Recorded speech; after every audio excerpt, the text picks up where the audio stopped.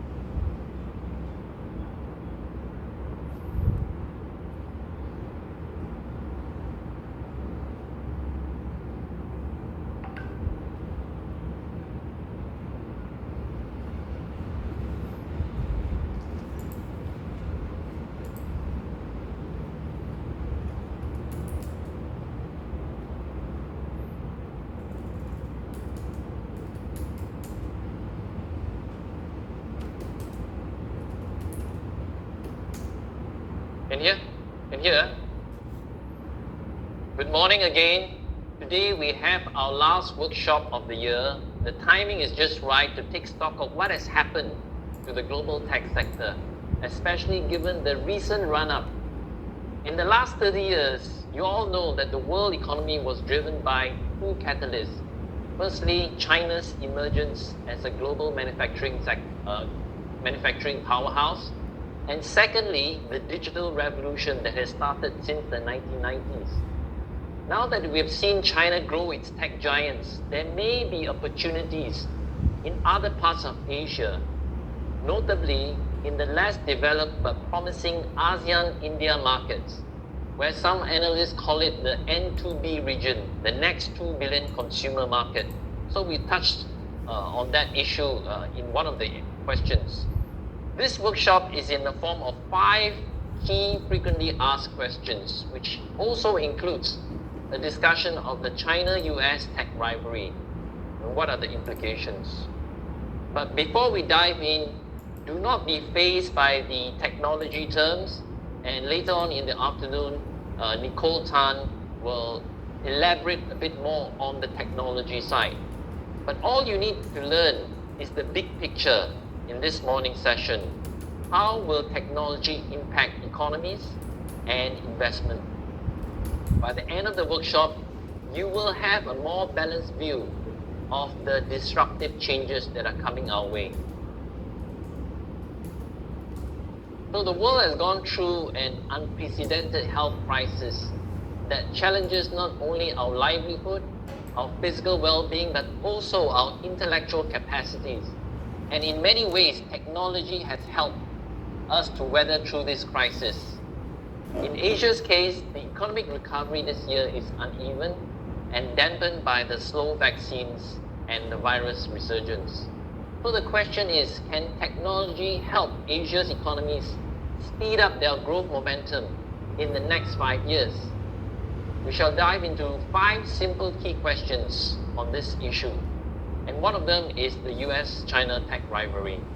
It is a complex issue where there may not be any clear outcomes or answers, but it is worth exploring some of the interesting scenarios. So these are the 5 questions. How has the pandemic speeded up digital adoption? Secondly, how will technology impact Asia's economy? Then you have the US-China tech rivalry. What is the possible scenarios? And then we'll talk about the regulation. What is the impact of regulation on the tech sector? And finally, we'll talk about whether in a tech-driven economy, is it deflationary or inflationary? Which is a very interesting question. And then we'll wrap it up with the implications for investors. So if you look at the performance last year as well as this year, the blue bars show you the performance of some of the markets, and the green bar is the year to date as at 4th November. Now, the global tech sector is represented by NASDAQ, because NASDAQ not only includes companies that are based in the US, they cover global markets such as Facebook, Google, and Apple. So if you look at the NASDAQ performance, it is up by 23.7% this year, which is a very good performance. Compared to last year, it was lower than last year's 44%. And you can see that NASDAQ has almost matched the performance of the S&P 500. Look at China's tech sector. China's tech sector has underperformed this year. Last year was really very strong, 80% increase in the China tech sector. This year, negative around 16%. So we'll go into a bit of the background of what happened. Suffice to say that China tech sector was hit by regulatory clampdown sometime in the middle of this year. So how has the pandemic speeded up digital adoption? Now this is an interesting curve. It is called the S-curve of technology adoption. Most technologies, when they start out, it is a very new idea. It's considered, some people call it a crazy idea. Not many people are adopting it. Only those specialists and the tech-savvy people will adopt it. So technology normally starts very slow, just like the bulky handphones that came out in the 1980s, if you remember. Then there was a breakthrough. In 2007, Steve Jobs launched the iPhone, and the smartphone started to rise exponentially. So if you look at this curve, the curve shows you the performance in terms of the adoption. It starts very slow over time, and then suddenly there is an inflection point whereby there is a launch of a new product that really captures the mass audience. People adopt it, and then at a later stage, you can see that now there are so many new things on the smartphone that is almost mature. What else can you add? 3 cameras? So the growth has started to slow for the smartphone. The same thing applies to all other technologies, whether it's the PCs or the laptops. The technology starts slow, accelerates, and then it enters a mature phase. And the fascinating thing about technology is that there's always, after a few years, after 10 years or so, you have a new technology that will be more disruptive. So this one shows you why the pandemic has actually accelerated the digital adoption. If you look at the chart there, in the global, in a survey done by McKinsey of 900 companies, these companies saw an increase in digital interactions with their customers. From December 2019 to July 2020, you can see the percentage of the customers increased from 36% to nearly 60%. Same thing for Asia Pacific. You can see the online interaction with customers increased from 32% to 50%. Now this is due to the fact that people were not able to go out, so they started to buy things online, order the food online, and they also spend their entertainment online, watching Netflix. So the migration to the online was a structural move in the last 2 years, and it seems that this is going to be permanent. People are more used to the digital lifestyle following the pandemic. Now the interesting thing about the global market for technology is that the two regions that are potentially going to be a major market for technology is India and ASEAN. There's this concept called the N2B region. N2B meaning the next 2 billion population. In fact, there are already 2 billion. In India, the population is about 1.4 billion. In ASEAN, is about 0.6 billion, of which Indonesia is a big chunk. So the next 2 billion, meaning that this is a rising and emerging consumer market where the adoption of digitalization is still not as high as in China. For example, in China, I think the bulk of the people there, most of everyone have 2 handphones per person. So the handphone penetration rate is already very high. Whereas in other regions, like in ASEAN and India, the handphone penetration is not that high. That's why there's more potential for this region to be giving the profits to a lot of tech companies. Now, if you look at the percentage, look at the right-hand chart, it shows you the internet companies' market cap as a percentage of their total market cap in that region. So in China, it's 42%. The tech companies comprise 42% of the total market cap, which is really very high. In US, it's around 13 to 15%. But look at the NB2 region, which is ASEAN and India. ASEAN and India, the total tech market cap is only about 5 to 6%. And there is potential, huge potential for it to grow, to double in the next 5 years. So how will technologies impact Asia's economies? You've seen this tech investor that we've featured before, Cathy Wood. She's the founder of ARK Investment, and she invests in a lot of disruptive technologies. There are 5 that she's quite focused on that will drive the future growth of the global economy.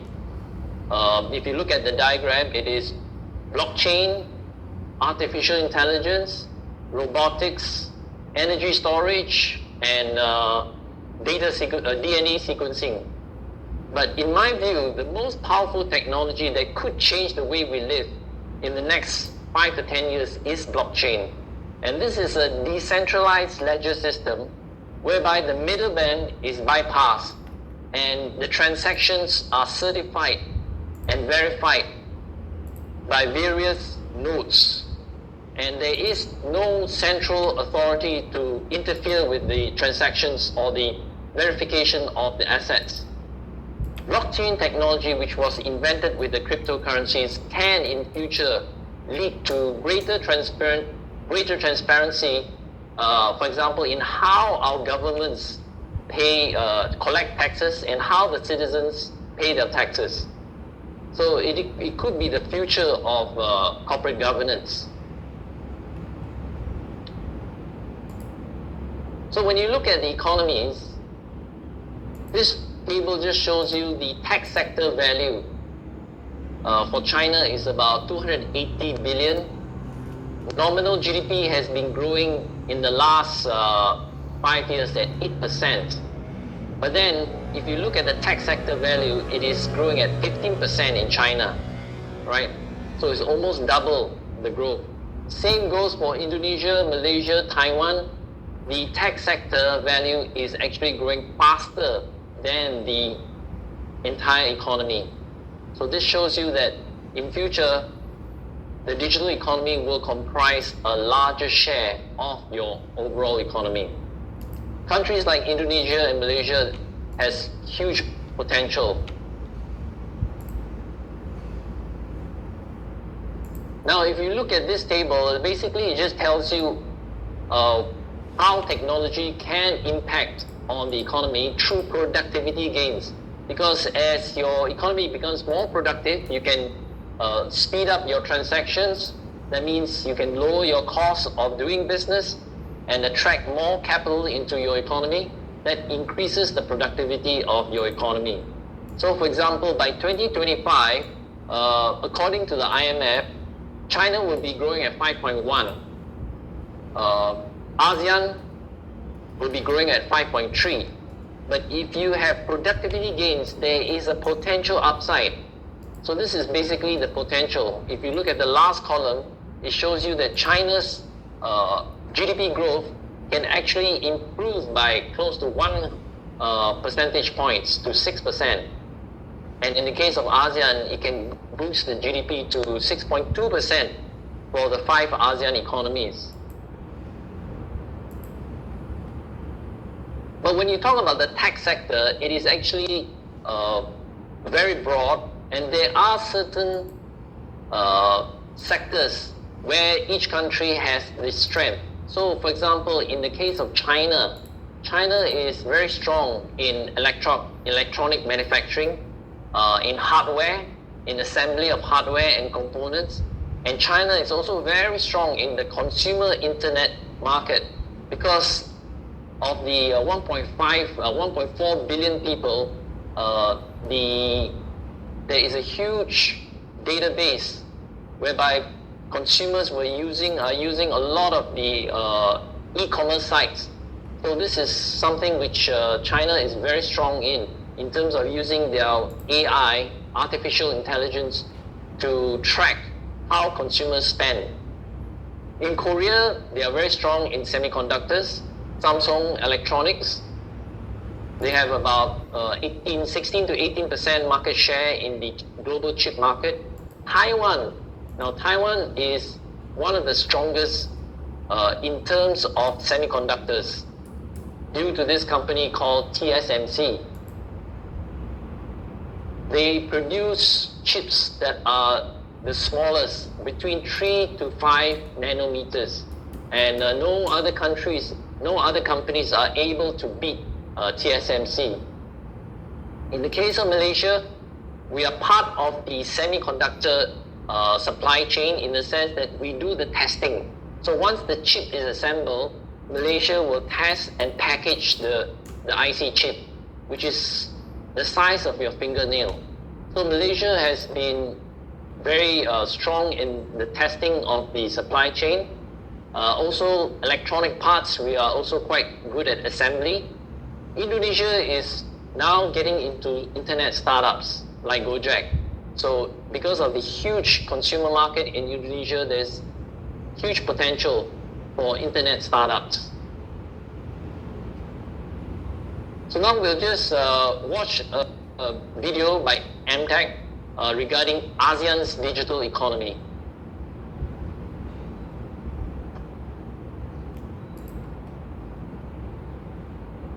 So over the next 10 years, what can we expect? What's happening? What's practical? What really, as we're designing policies, what is it all about? So if you look at the middle there, so the numbers, this is just to demonstrate. Sometimes we think 10 years is very, very, very far away. But the reality of it is that it's sooner than you think. You blink, and then your child is already, 12 years old, and then you blink again, they're going to university. So here, what I have in the middle in the black there, these are just some of the goals that Malaysia has committed to via the digital economy blueprint. So jobs, creating an extra 500,000 jobs, doubling the number of startups, having a Malaysian unicorn, digitalizing 875,000 micro SMEs. Making sure that there's 100% internet access, 80% of the government adopting cloud, increasing productivity. So these are some of the goals that's out there. So how do we get there? But at the same time, I also highlight some of the things happening around in the region as well, so that we're aware. So number one, an important thing is the internet economy in Southeast Asia. Talk about lots of growth. That's expected to grow 3 times from where we are today in the next, through 2025. And then of course, Southeast Asia is expected to become the 4th largest economic bloc, and overall global growth is expected to come from Asia. And at the same time, there's lots of things happening outside. When you look at like the way the other advanced economy continues to grow, and even more excitingly, it's growing outside of Earth. So already, Elon Musk is thinking about, in not so many years, certainly within the next 10 years, the expectation is we'll be ready to be living in Mars already. So therefore, policies is really important.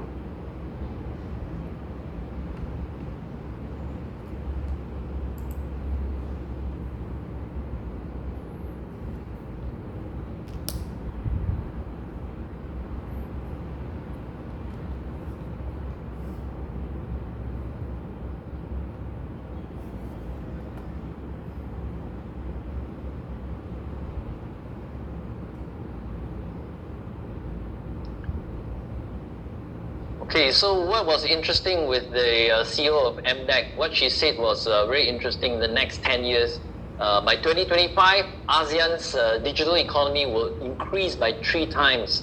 So if you can see in this chart, from 100 billion currently in 2019 to 300 billion in terms of the value of the digital economy for ASEAN alone. And that represents a 20% annualized growth. So imagine if you are selecting a company to invest in, you want to see, especially in the tech sector, growth of 20%, at least 20% to 25%. That's why the tech sector is also known as the growth sector. A growth economy is driven by the tech sector. Now, just now we mentioned that the India and ASEAN region is expected to hit 800 billion in digital value by 2025. So for India, it is 500 billion, and for ASEAN is 300 billion. And this, by the way, this 300 billion will be driven a lot by the population. So one of the most promising thing about ASEAN is the population base of about 600 million people, largely due to increase in population and the demographic of Indonesia. However, we cannot be too optimistic. We have to look at the strength and weaknesses of ASEAN. So when you look at the strength of ASEAN, you have, as I mentioned, a young growing population and expanding middle class. Secondly, you have deep manufacturing technology links with the Northeast Asia. For example, Malaysia, we have the Penang supply chain, electronic supply chain that sells components to China, and then China will resell it to the US and the European markets. So in the case of Malaysia, we are actually 8%, we contribute 8% to the global semiconductor supply chain. So it is a very strong niche that has been developed since the 1990s. Thirdly, you have abundant natural resources and the potential human capital in the services sector, the manufacturing sector. So the skill set of the ASEAN people is potentially very strong, especially the English-speaking nations. On the weakness side, there is a shortage of skilled talent. The literacy level, a lot of these ASEAN countries is still quite low. Secondly, you have the lack of listed investment vehicles, partly due to the fact that manufacturing for many years have been stuck in the middle of the middle income trap. They are dependent on the OEM model. You are actually manufacturing not very high-end manufactured products, electronic products. And thirdly, you have the slow rollout in infrastructure, which is necessary for digital networks to function efficiently. So according to Kevin Alui, who is the co-founder of Gojek, Indonesia's up-and-coming internet company, which is into ride-hailing, he says Southeast Asia is incredibly unique in that for many people here, the sheer size of the market means there is room for multiple players. It's clearly not a winner-takes-all market. So what he's referring to is that the market is very big, and the competition is also potentially very big. There's going to be a huge competition in this tech sector in the coming years.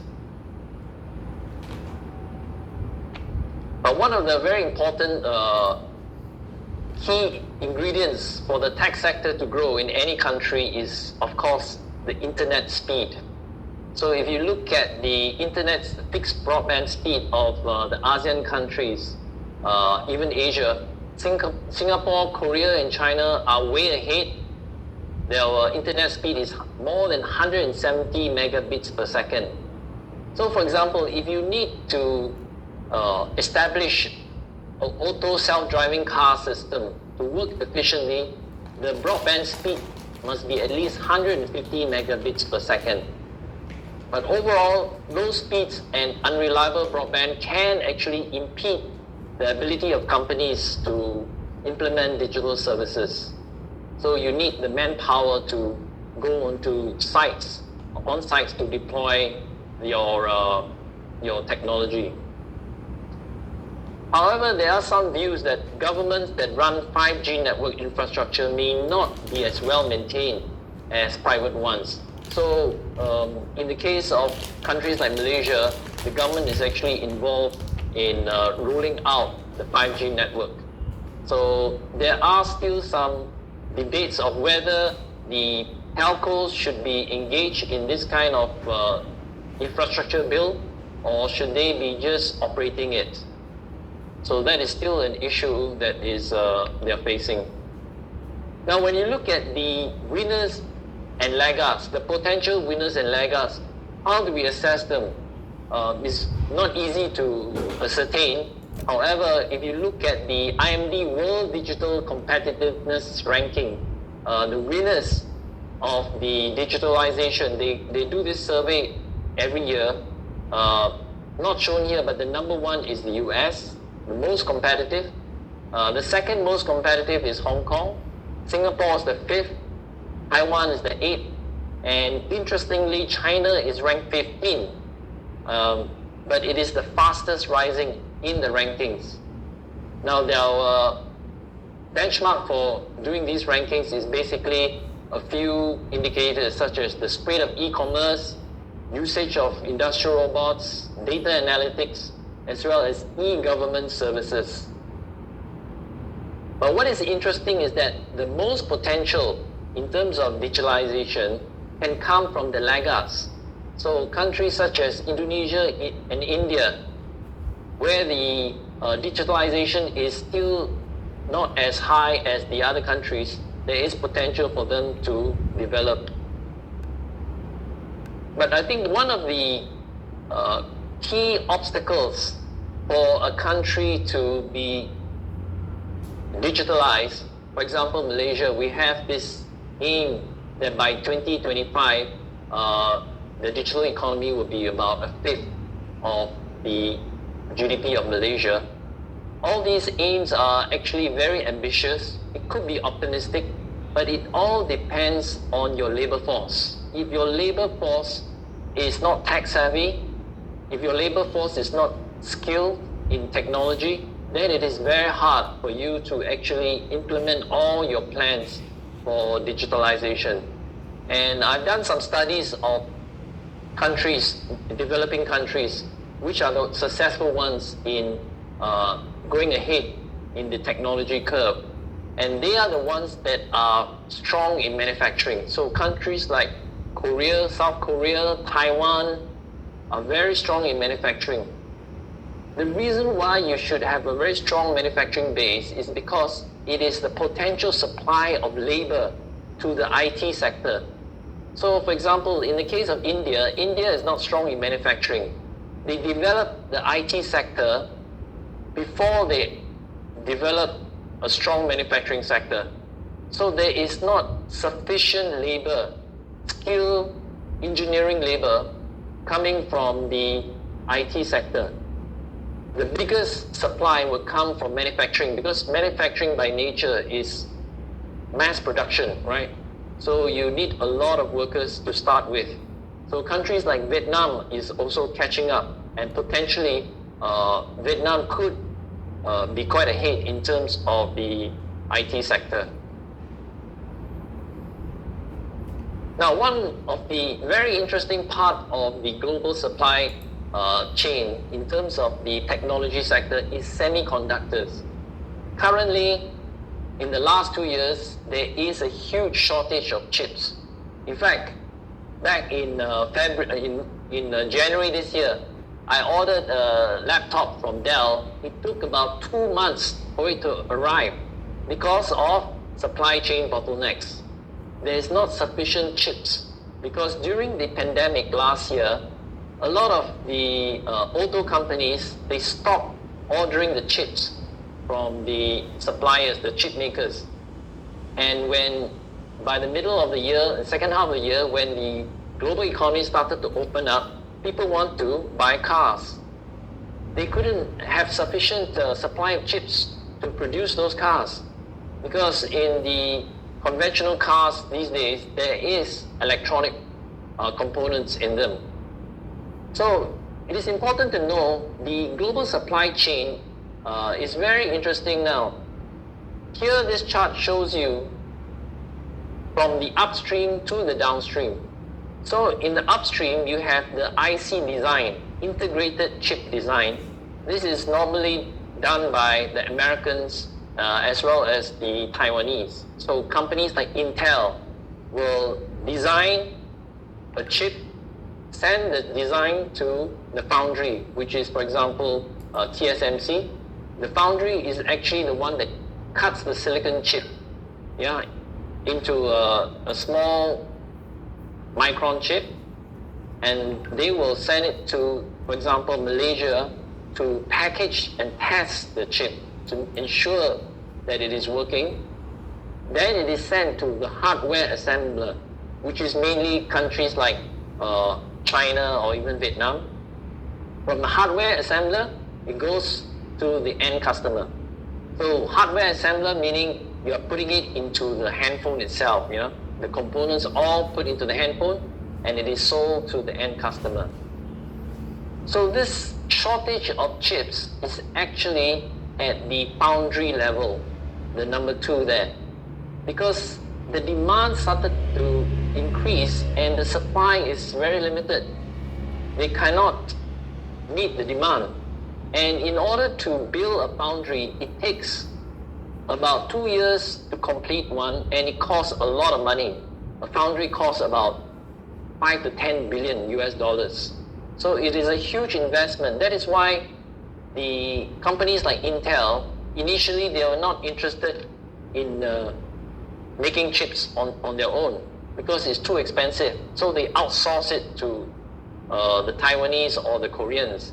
But recently, Intel is also going into the foundry business because the margins are actually very high. It's very profitable. So the next video will just show you an update of what's happening with the chip shortage and the capital investments in this sector.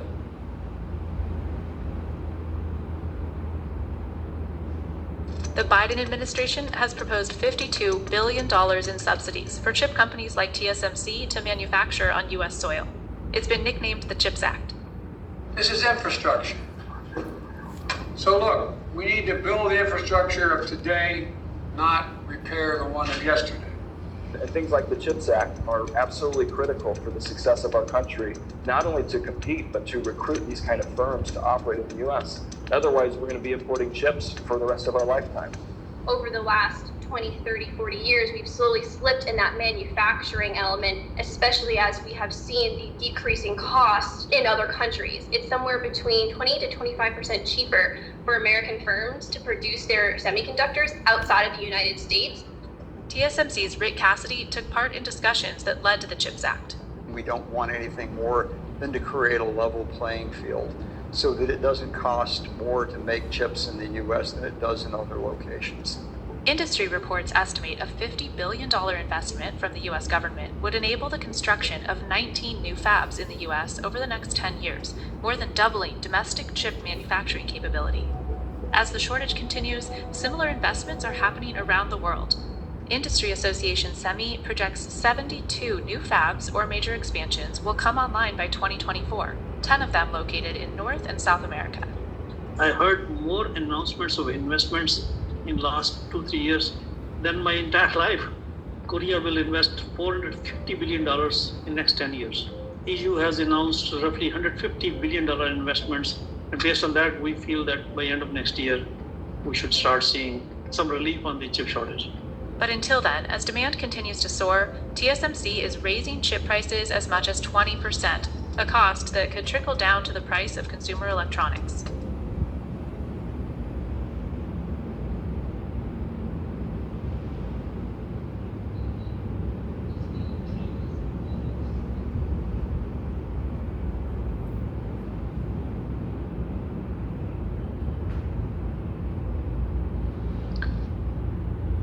So according to this, one of the commentators, that the global chip shortage could be resolved by end of 2022. However, there are many different nuances to that view, because the chip market, although you can actually double the capacity, there are different segments of the chip market. So for example, China is only able to produce the integrated chips that are between 8 to 20 nanometers. The lower the number, the more high value it is. And as I mentioned to you, only TSMC and to a certain extent Samsung will be able to do the smaller chips, which are 3 to 5 nanometers. So question is, the supply that is increasing in the next 2 years, is it coming from the high end or is it from the mid end of the market? So that is something that even the tech analysts are not able to confirm.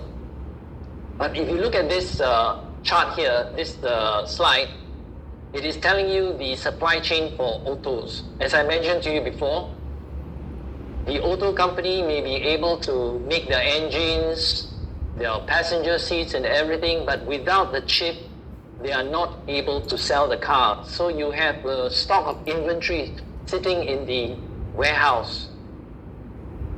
And the global chip shortage, as I mentioned to you, may actually persist in the next 5 years. And the reason is, if you look at the EV market, the electric vehicle market, it is currently, according to the S-curve, it's still in the early stage, right? You don't really see a lot of your friends buying EV, and because of the lack of the charging stations and the pricing, despite some of the incentives. But once it accelerates, once this technology hits an inflection point, it may start to boom, you know. If the country is putting in more charging stations, if the price comes down, you will never know. It could be within 2 years, you know, Tesla is going to be one of the mass market products. So once electric vehicles become a mass market product, the demand for chips will rise exponentially. And that's because in an electric vehicle, the number of ICs, chips, that is used is much higher than a conventional car. So again, we're looking at the S-curve growth. Now let's look at the third question. How will the US-China tech rivalry turn out? What we need to be clear is that China and the US are both economically intertwined.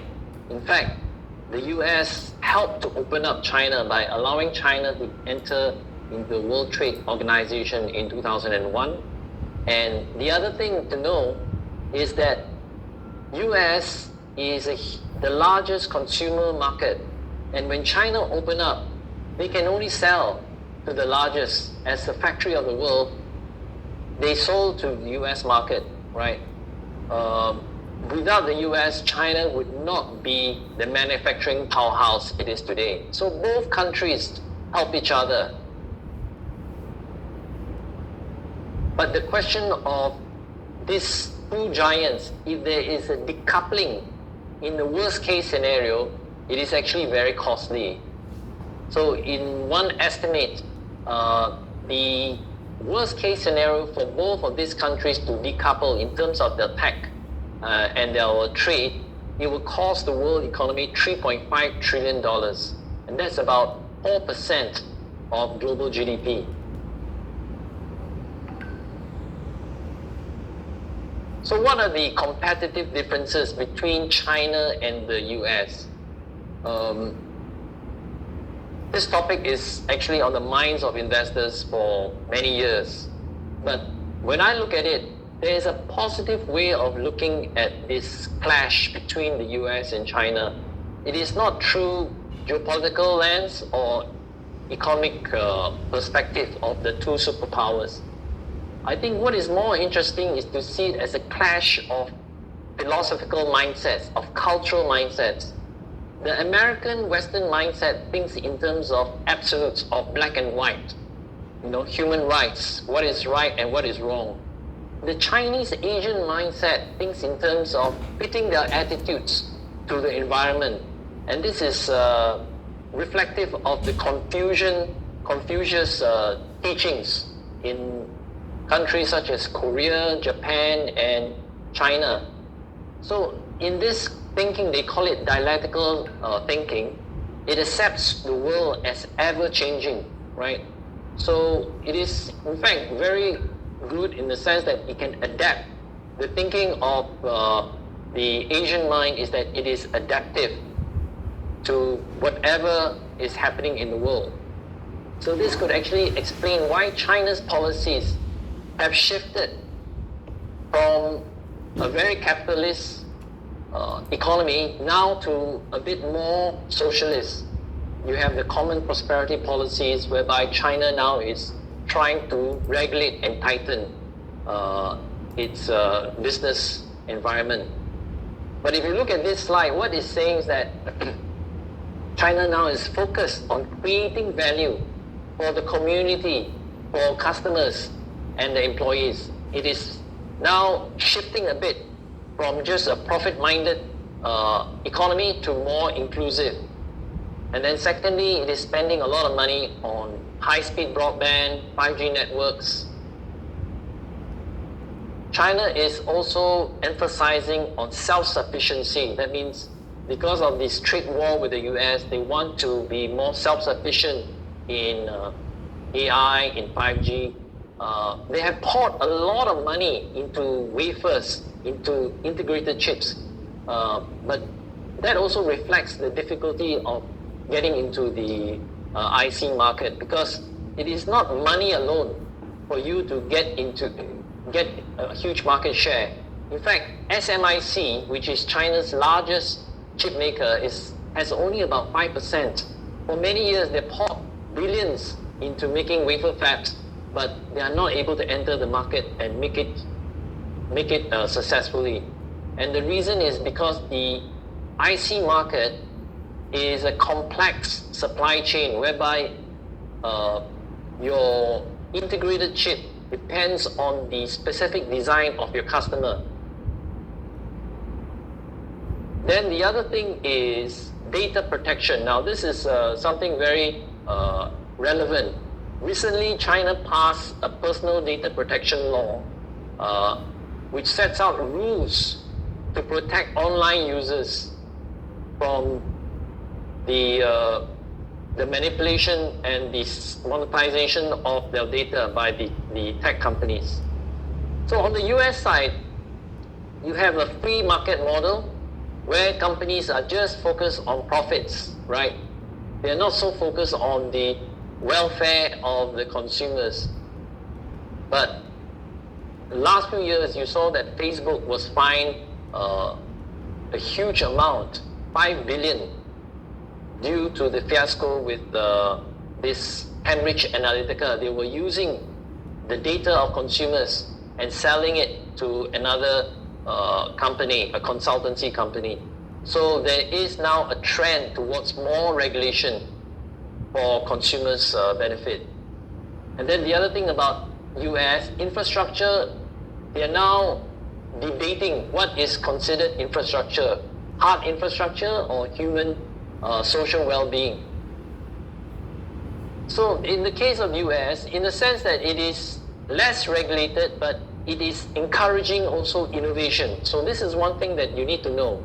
The more regulated you have in terms of the tech sector, the less innovative it is going to be, or the innovation is going to be very slow. So that is one of the issues that China is facing now, since they are now tightening their regulation, just like in Europe. The potential for innovation may slow down in the next few years.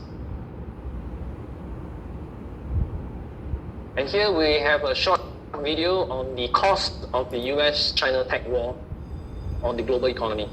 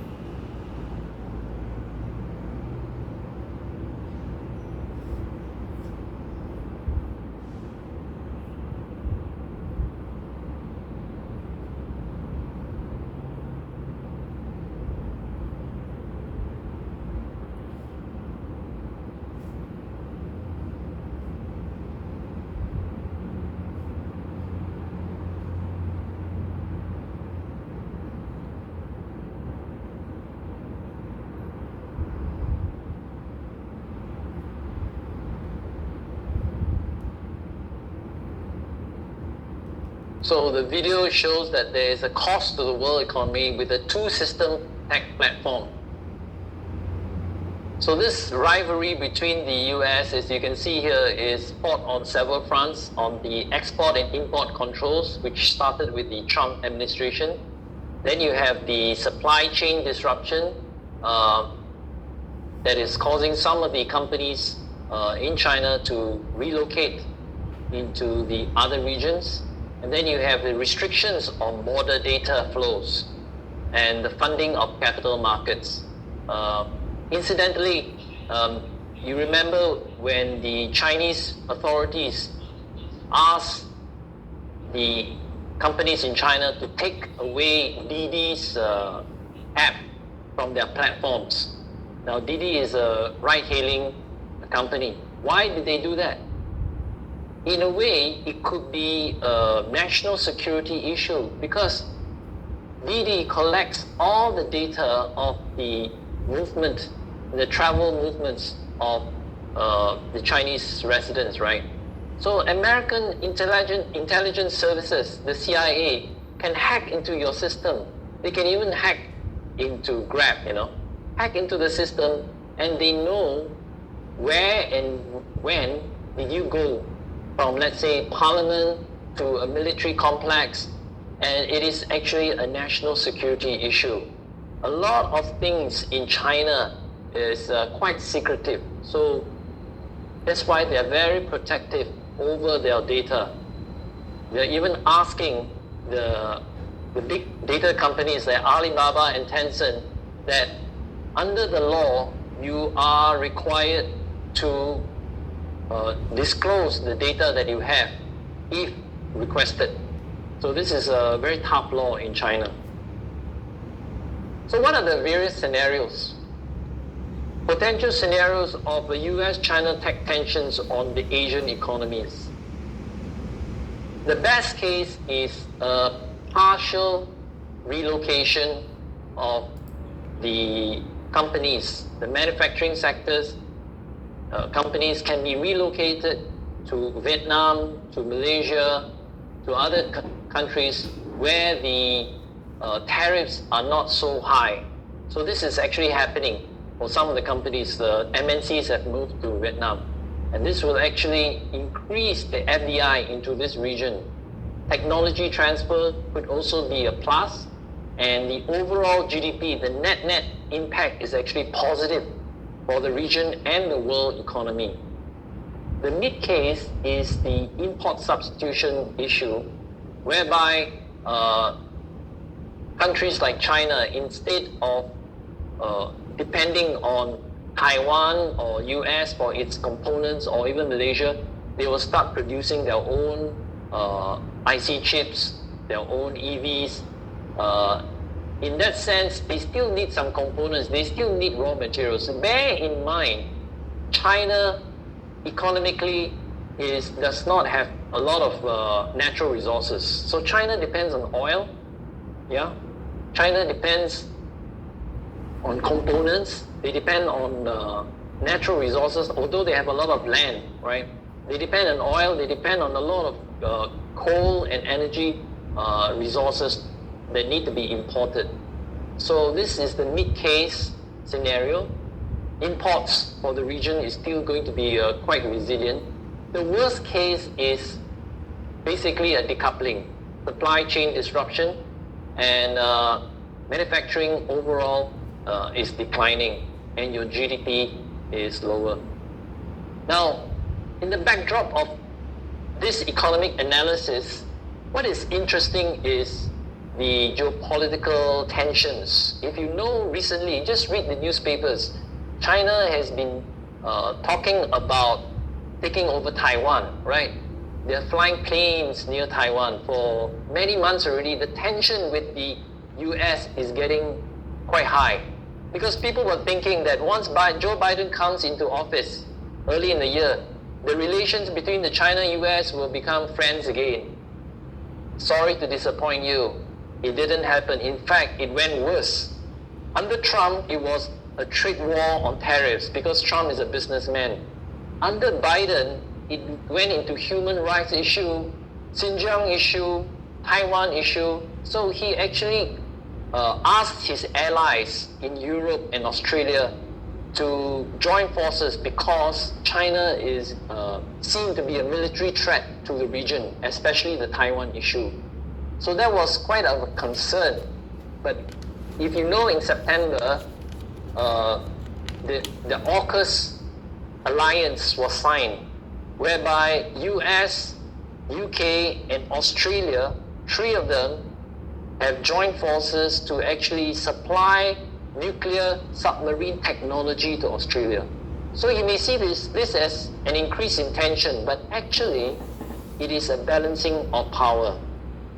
What it is doing is, if China wants to invade Taiwan, they can do it anytime, but it could actually increase tensions throughout the whole world. But with this AUKUS agreement, China is checked. They are not likely to do this kind of thing by invading Taiwan. They will just pursue the peaceful reunification policy, and that is the wisest thing, because Xi Jinping's one of his life's mission is to take over Taiwan, but it should be done in a peaceful manner. So in a way, ASEAN is going to be safe. From a political, geopolitical, and economic point of view, ASEAN is still a safe place for manufacturing and economic growth. Why? Because the geopolitical balance of power in the whole region is in balance, right? I do not see it as an increase in tension. And I think for both countries, the superpowers, US and China, they should be very careful in terms of their geopolitical moves, because basically the world economy depends on prosperity, on mutual trade, and mutual exchange of innovations, and that is very important for the future of this region. Now, one of the analysts, a former editor called Bill Emmett, he has analyzed this issue between China and US, and he says that there won't be any dominant superpower in the next 10 years or 20 years. He reckons that in the next 20 years, there will be two kingdoms, the US Middle Kingdom and the Chinese Middle Kingdom, which controls certain sections of certain trading blocks in the world. And he sees this as healthy, that these two kingdoms can continue to trade with each other. In other words, as the earlier video shows, there could be two technology platforms.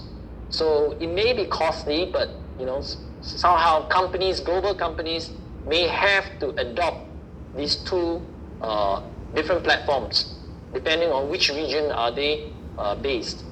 So two middle kingdoms trading peacefully, and that could be a very optimistic scenario. And this chart just shows you that China is spending more than the US in terms of technology for the next 5 to 10 years. But as I said, it's not a question of how much money you pour in or how much R&D you're spending. It also depends on the innovation and the patented technology that you have. The fourth question is, what is the impact of regulation on the tech sector?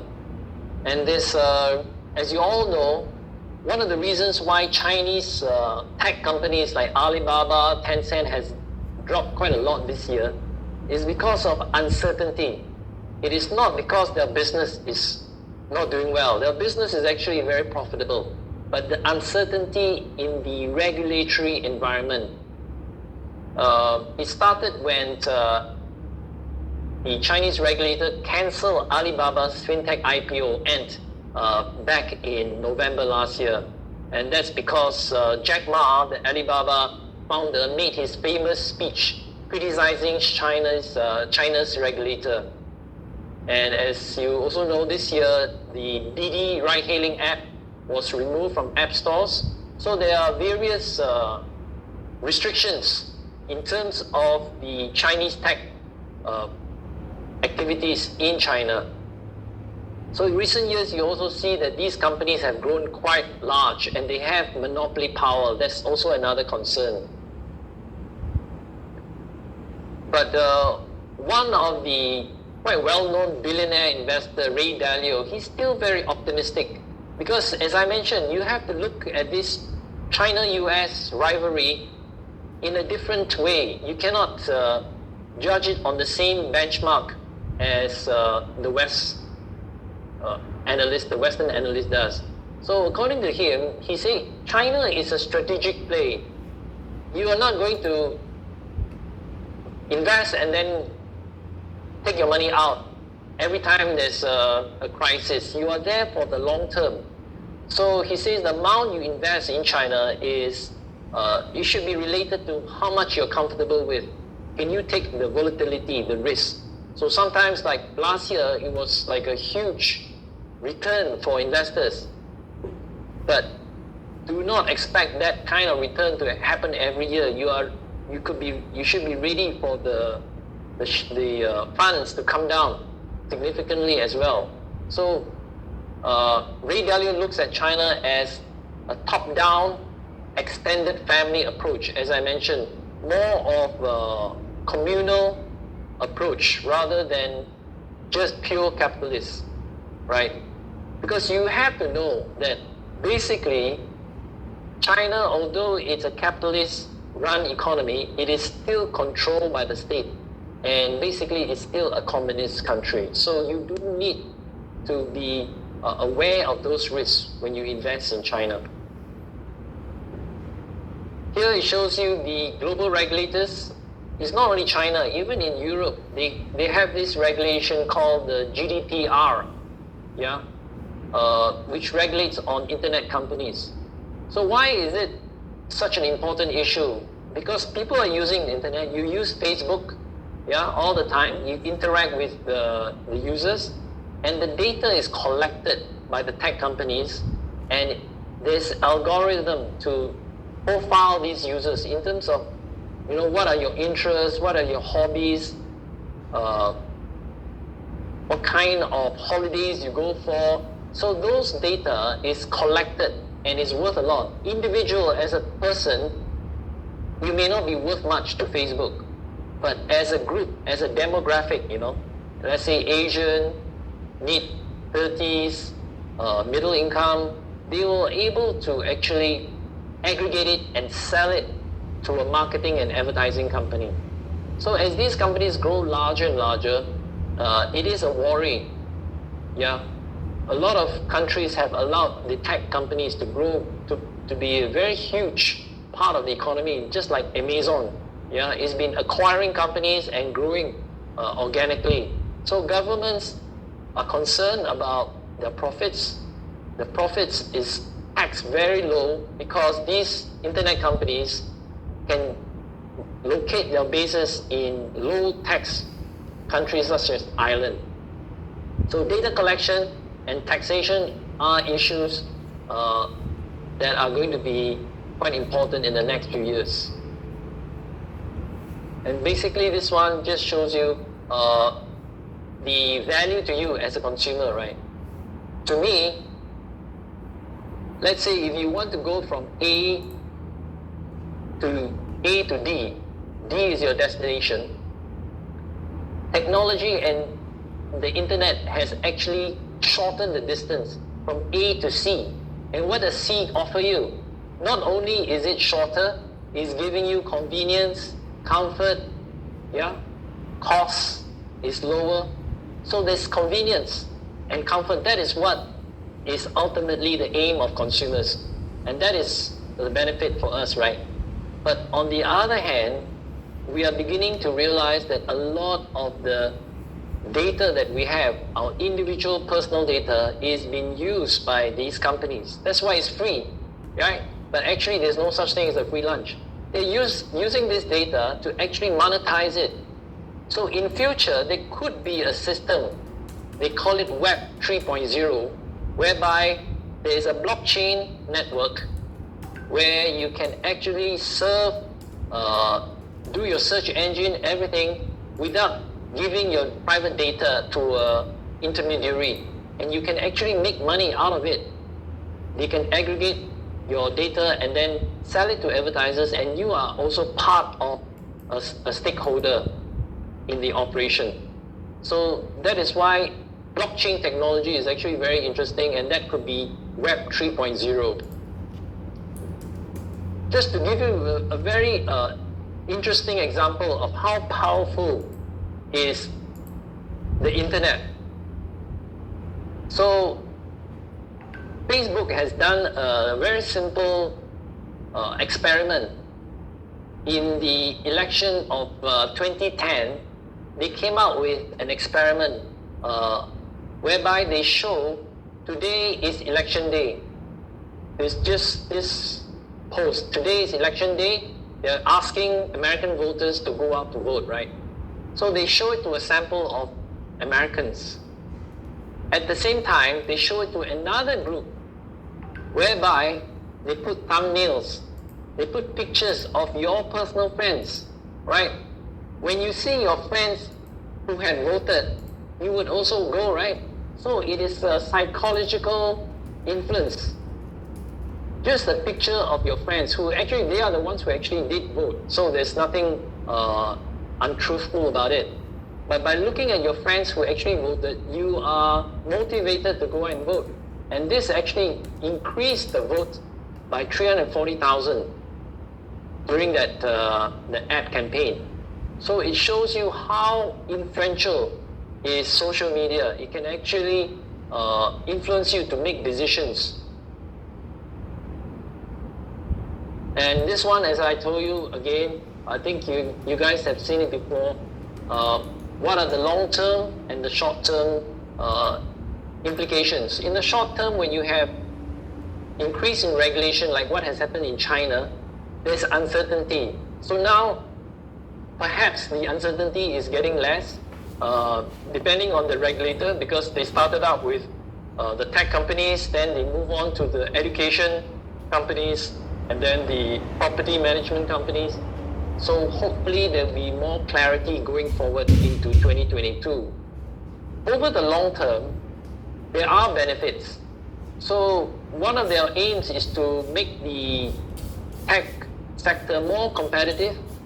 They want smaller players to emerge. They don't want the big companies like Alibaba to control more than 50% of the market. So there is long-term benefits. On the consumer side, there's more privacy protection. So data will not be totally controlled by the private companies. But now, of course, you may have to give your data to the government. So trust is very important. And you have also the national security issue whereby the regulator would want to ensure that there is national security in that data. So finally, we will talk about deflation, right? Is the tech-driven economy deflationary? This is an interesting topic because over the long term, people are saying that technology will take over your jobs and your wages is going to be very low, right? And that can also be deflationary, which is a negative way of looking at it. Now, as I explained earlier, the S-curve of technology adoption, what it explains is that technology tends to be deflationary, meaning prices are falling. And this is because of Moore's law. Moore's law, if you have heard it before, says that the number of transistors in a microchip doubles every 2 years. That means it is more powerful. Every 2 years, your chip becomes smaller and smaller. They are more able to generate processing power. And at the same time, it means that we are paying less for the same quality of devices. So let's say you bought a laptop a year ago. Within 3 years' time, if you're buying that same laptop, a new one, definitely the price will be lower. But they are coming out with new models, so sometimes you really can't see the deflation. But what is interesting is that big tech companies, they can actually reduce their price through the customers, and their customers is basically the advertisers because of economies of scale, right? So as there are more users, your unit cost comes down and you can actually reduce price. And that is one of the reasons why if you're a successful tech company, the growth is really quite immense. You can keep on reducing your price and gain market share, and that is making it very difficult for the new players to come into the market. So this partly explains why tech companies can become quite large. And this issue of inflation, deflation is now gripping the global investors. Sometime next year, we'll talk about commodities and inflation. But currently, as you all know, inflation is a concern because of the global bottlenecks in terms of chips, in terms of the transport of goods. They are stuck in the ports due to the pandemic issues. So inflation is going to be with us for the next 6 months to a year. And that is one of the concerns of the market. But over the long term, when you see the bottlenecks resolving, inflation is not going to be that of a risk. So deflation may come into play, whereby you have technology and automation causing prices to come down. And you also have secular trends such as the aging population. In fact, China is also aging. Yeah.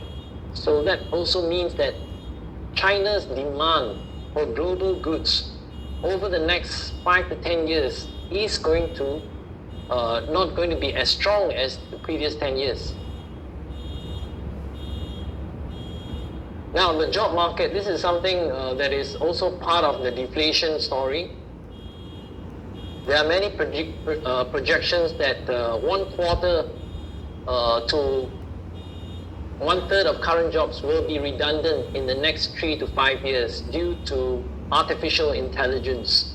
I've done some studies about this topic, and there are some ground to believe. However, these fears could also be overstated. For example, when you look at the technology impact, in 1900 in America, farm workers accounted for 1/3 of the US labor force, right?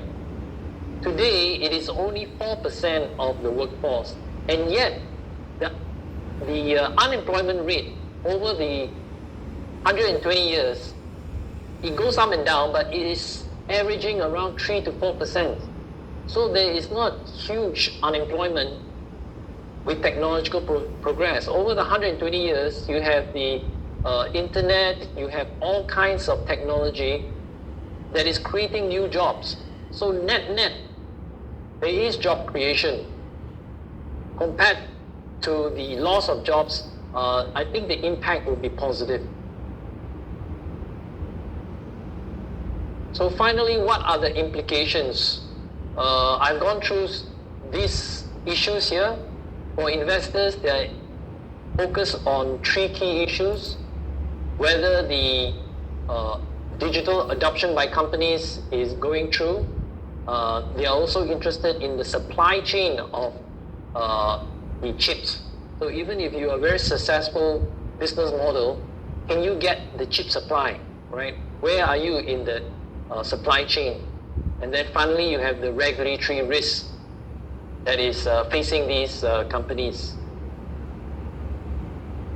Now, one interesting aspect for investors, this is from the investor's point of view, and it is a question that is also puzzling me for some years already. Why is it that technology companies can be worth so much, and yet some of them, the profits are not there? The profit margins could be very low, and yet why is it that the share price can be very high? And one interesting example is this company in the US. It started off as a bookseller. I'm sure you all know which company is it. In 1997, it made losses for 6 years. So if you look at the table here, In 2000, it made 1.4 billion in loss. In 2001, the loss became less, about 500 billion. And only by 2003, it made a small profit of 35 billion, right? And what is interesting is that during the loss-making period, the 5-year loss-making period from 1998 to 2002, the share price went up 30% per annum, right? And if you look at the subsequent period from 2003 to 2020, the share price also went up by 33% per annum. So how is this possible? It is actually because the company has been very successful in increasing its user base. So during those periods of loss making, during the 6-7 years that this bookseller was making losses, they were increasing their market share against the bricks and mortar companies. And they are using their cash, instead of giving it to shareholders, they are actually using their cash to reinvest, to expand their market share. So tech companies, it's not easy to select and invest, because how do you know which one to invest? Certain companies that are very successful in terms of their leadership, their founders' values, they are able to capture market share. Those are the companies that could be very profitable, and the investors have rewarded them with a very strong performance in the share price. But nonetheless, having said that, it is not easy to value a tech company, because the traditional way of valuing companies is called the discounted cash flow method, whereby you discount the cash flows that the company earns into the future, and you discount it with the interest rate, the prevailing interest rate. So tech companies, if they are making losses in the next 5-10 years, it is not easy to value them. So how do you actually assess them? There are certain criteria. If you look at these criteria here, the most important is the total addressable market, right? For example, Grab is going for listing sometime next year, and its value now, off-market value, is about $60 billion US. Can you imagine? They are actually already in the ASEAN market. They claim to have like 50% market share in the ride-hailing and the food distribution business. So the total addressable market is the potential value of that market, right? So what is their aim, and what is their existing market share? What is their business model? Are they disrupting the middleman, right? Now, the barriers of entry is also very important, because some of these internet companies, the reason why they have such a high market share is because they had the first mover advantage. They were there first, they market their brand first. So now everybody knows, right, in Malaysia. We talk about Grab. I think 5-10 years ago, you wouldn't heard of this kind of company. In fact, it was known as My Taxi. It was known as My Taxi. So can you imagine the branding of Grab? The barriers of entry is actually not that high, because there could be another internet upstart, another company that can go into your market. The problem is, once the brand is in the mind of consumer, they don't want to have another brand, right? So now in Malaysia, you have Foodpanda, you have Grab. Those are the two key ones that you order your food, right? Do you want a third one or a fourth one? So this is the meaning of first mover advantage. Now lastly, let's look at the valuations of the market. Admittedly, the tech sector has actually done very well, especially the US market. You can see the last 5 years until end of the 5 years ending November 2021, The Nasdaq is up 26% per annum, right? Year to date, up 24%. The PE ratio has gone up, is about 27 times, so it looks expensive. It's up 30 times, 30.3 times, compared to the 5-year average PE is at a premium. But this premium was much higher early in the year, so the premium has actually fallen. If you look at the China market, the premium for the US Nasdaq, it was trading as high as 13%. So if you look at the China market, the infotech sector has actually underperformed. It's gone down by 19% for the year to date. Then that's because of the regulatory clampdown. China is interesting in the sense that if you look at the infotech sector, it is trading at a 26% discount to its historic of 27 times PE, right? It's trading at 20 times PE. So if you grow at 20 times, if you trade at 20 times PE, your growth should be around 20% per annum in terms of earnings.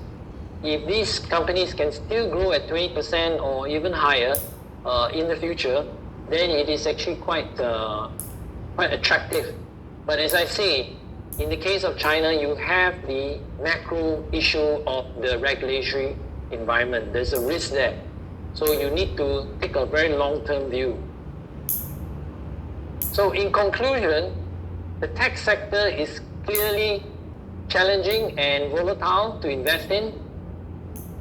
But the more companies increase their investments in innovations, in new products, the more profits can be expected in the future. And because of the pandemic may become endemic. We are talking about living with COVID, right? So even if the cases start to fall next year, hopefully, the technology lifestyle is going to be with us for a long time, right? Because people have gotten used to ordering things online. Yeah, you can order your groceries online. You can order the food catering online. So people are now used to this lifestyle, and it's likely to benefit a lot of the internet companies. So companies that grow at 20 to 25% in terms of their profits is quite achievable once they gain a foothold in their particular segments. So the conclusion is that Asia's tech sector is definitely looking very promising, especially the middle class in India and ASEAN. And in order to hedge your portfolio against the volatility of the tech sector, you do not want to put all your eggs into tech, because that is actually extremely volatile. You want to diversify. So for example, should you just put your money in the US tech sector, or in ASEAN, or in China, or in India? I suggest you have a diversified approach, not only diversify into the tech sector by region, but also into the non-tech sector, because the non-tech sector is just a label. In the next 5 to 10 years, even companies that are not in technology are adopting technology into their systems. Yeah. So that would also make them more productive and more innovative. So as I mentioned, investors should diversify prudently, and you can see the US-China rivalry positively as a way of encouraging competition between the two different blocks. So that is all for today. Thank you.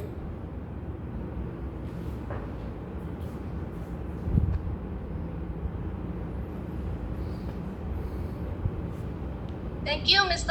Long, for his informative presentation on the tech sector and also the ASEAN economies. I'm sure all of you have benefited a lot know more about these topics already.